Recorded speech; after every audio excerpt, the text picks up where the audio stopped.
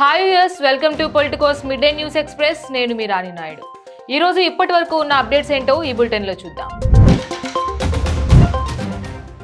ఏపీలో 18 నుంచి 50 ఏళ్లలోపు వయసు వారిలో ఏ ఉపాధి లేని వాళ్ళు 1,56,00,000 మంది ఉన్నారు.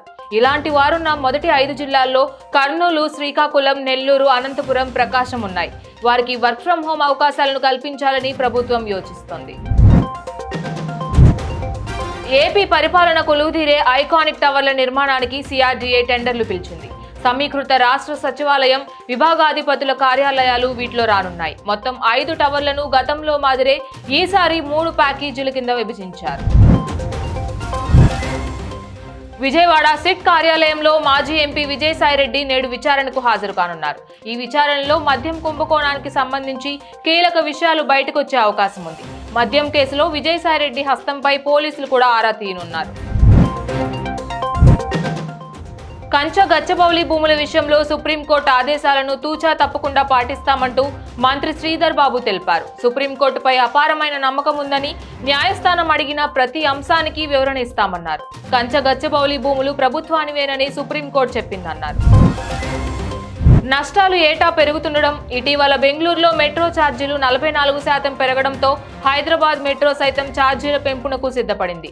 ప్రస్తుతం కనిష్ట ఛార్జీ 10 రూపాయలు, గరిష్ట ఛార్జీ 60 రూపాయలు ఉండగా ఎంత పెంచాలి, ఎప్పుడు పెంచాలి, మొదట పెంచి ఆ తర్వాత తగ్గించాలా, ఇలాంటి పలు కోణాల్లో సదరు సంస్థ ఆలోచిస్తోంది.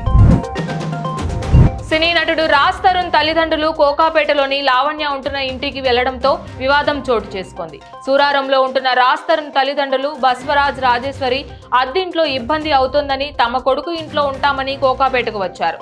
ఇంట్లోకి వెళ్లడానికి వారు ప్రయత్నించడంతో లావణ్య అడ్డుకుంది. తల్లిదండ్రుల ఇష్టానికి వ్యతిరేకంగా పెళ్లి చేసుకున్న జంటకు పోలీసు రక్షణ కల్పించలేమని అలహాబాద్ హైకోర్టు తెలిపింది. జీవితానికి, స్వేచ్ఛకు నిజంగా ముప్పు ఉంటే తప్ప రక్షణ కోరలేరని వ్యాఖ్యానించింది. ముప్పు లేని సందర్భాల్లో జంటలు ఒకరికొకరు అండగా నిలుస్తూ సమాజాన్ని ఎదుర్కోవాలని సూచించింది. ప్రపంచంలోని 2 అతిపెద్ద ఆర్థిక వ్యవస్థల మధ్య వాణిజ్య యుద్ధం తారాస్థాయికి చేరింది. చైనా ఎగుమతులపై ఏకంగా 245% సుంకాలను అమెరికా విధించింది. అమెరికాకు చెందిన బోయింగ్ కంపెనీ విమానాల ఆర్డర్లను తీసుకోవద్దని తమ కంపెనీలను చైనా ఆదేశించడంతో పాటు కీలకమైన ఖనిజాల ఎగుమతిని నిలిపేయడమే దీనికి కారణమని తెలుస్తోంది. తాజాగా మరోసారి మిల్కీ బ్యూటీ ట్యాగ్ పై నటి తమన్నా స్పందించింది. ఇది తన సినిమా అవకాశాలపై ప్రభావం చూపలేదని తెలిపింది. ప్రస్తుతం ఓదిలా 2తో ప్రేక్షకులను పలకరించనున్న తమన్నా ఈ సినిమా ప్రమోషన్స్ కార్యక్రమాల్లో చురుగ్గా పాల్గొంటుంది. తెలుగు రాష్ట్రాల్లో బంగారం ధర ఈ రోజు స్వల్పంగా పెరిగింది. అదే సమయంలో బంగారం ఆల్ టైమ్ హైకి చేరుకుంది. ఈ రోజు 22 క్యారెట్ల 10 గ్రాముల బంగారం ధర 88,160 రూపాయలకు చేరుకుంది. ప్యూర్ గోల్డ్ అంటే 24 క్యారెట్ల 10 గ్రాముల బంగారం ధర 96,180 రూపాయల వరకు చేరుకుంది. ఇవి బులెటిన్ అప్డేట్స్. ఇక మరిన్ని అప్డేట్స్ కోసం keep watching Politicos media. Please subscribe to the channel and download the Politicos app from the links in the description.